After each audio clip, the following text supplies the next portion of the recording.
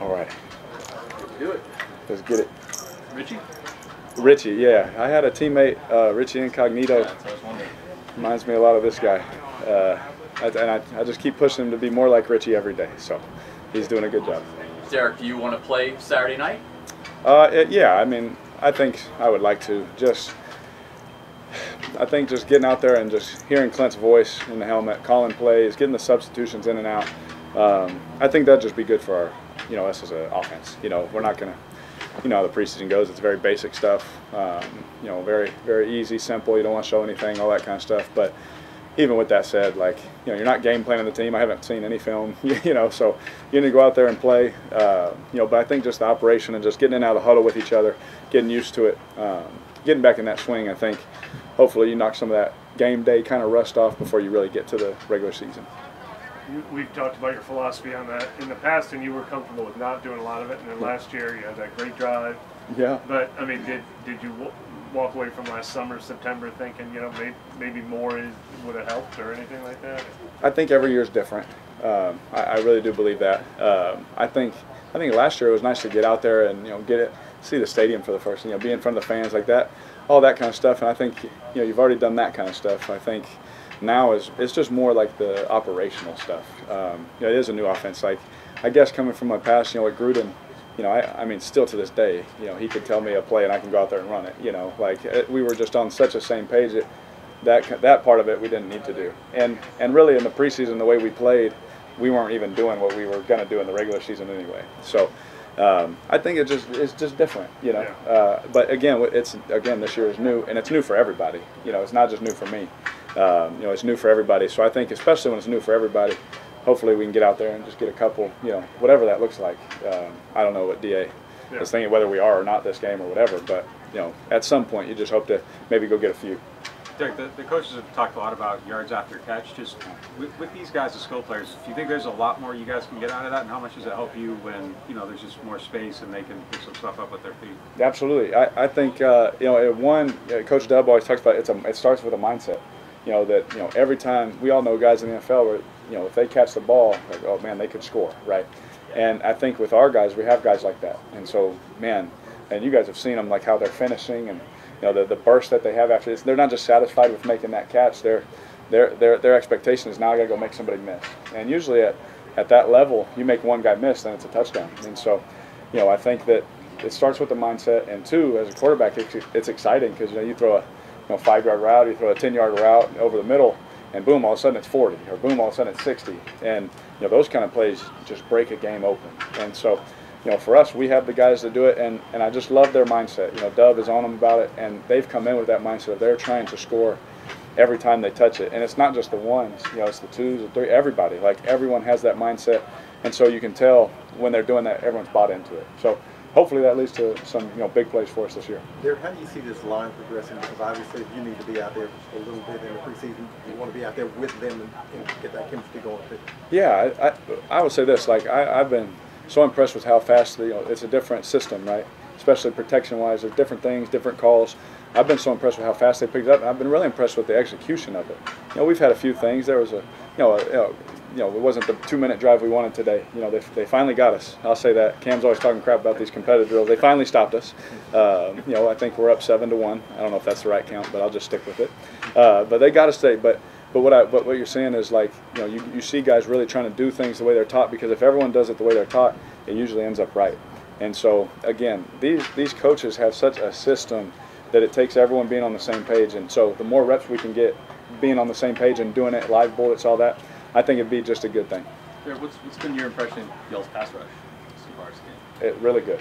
Yeah, really good. I think that not just interior, but on the edges too, like everybody, and guys moving, doing different things. We have so many guys that are versatile. They can do different things. Not all guys can go inside. Not all guys can just go outside. We got guys that can do both, and that creates a lot of problems. As just an offensive-minded guy for protection issues. And so I've been really impressed with the pass rush. I mean, just what they've shown, and but I've also been equally impressed with our line picking them up. They've given me, as you guys seen, great opportunities all camp for some deep shots, for some big plays and things like that. But the one thing you see is it's back and forth. Our whole camp has been back and forth, offense, defense, even period to period, and that just shows the competitive nature of our team. And so I've really seen that in the O&D line, but I've been really impressed. And you see Chase Young just walk out here, and you're like, I see why he was a top 5 pick. Him just walking out to practice, and he's very impressive when he comes out here, and his get off, his motor, all that. But he's even better person. I just have found just being here, that that's how the Saints do things. They get good players, but they're also really good teammates, and you appreciate that just as a player. Derek, what's one or two on your list of favorite things about this offense after the heavy volume, even in the last 2 weeks since we last talked? I love the run game. There's some things in the run game that the way that they teach things and say things that I haven't heard before, and that's I'm not saying this to be funny, but it's like I got a lot of offenses that I've been in. I've been in a lot of different offenses. I've been in some offenses that have won Super Bowls. But some of the certain details on everybody's plate, like all 11 guys, is really, really cool. And we can all look back to this history of this offense and see like guys that ran the ball well, and you're like, wow, now it makes sense. You're like, oh wow, it makes sense. So that's been impressive. The play action game, the way that they call the game too. Like we've had some mock like drive kind of things, and they're just without getting detailed. Yeah. But there's some things that Clint does where you're like, man, as a quarterback, you're just like, wow, thank you. That's really cool. So for me, I've just been impressed, with the operation, but really that run game, play action. I mean, it all looks the same for the first 4 to 5 steps, and in NFL football, that's an eternity.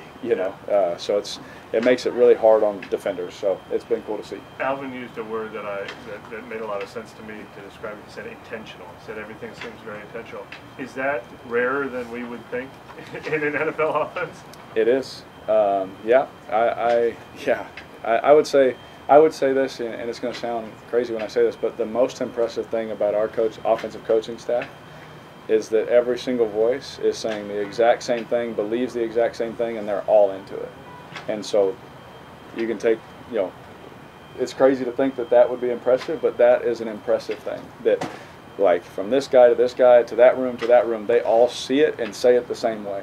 So there is no gray area. Like today, if I miss on a step, I'm gonna get called out. Derek, you got to be on that step because he's expecting to hit it here. It's like and it's that intentional, that intense every day. And as a player, you appreciate that because you're held to such a high standard, and you just try and meet it every day. If that run game is where you expect it to be, where you all want it to be, how much does that help you do your job at quarterback? I think that with this offense, that everything is off of that. So we got to establish that. We got to be able to do that. Kind of like I said last year, when I turn my back to the defense, they got to believe it. And then when I pull it back, it just helps the routes. It helps Chris. You don't have a linebacker, biting down on the run, rather being in the window and having to try and throw it over him to make that perfect throw, and then it's tipped, it's picked. It's easier when he's in the A gap and you can just throw it normal. All of that stuff works together, and so we definitely want to get that started. Derek, what changes for you when you have 2 younger backups? Does anything?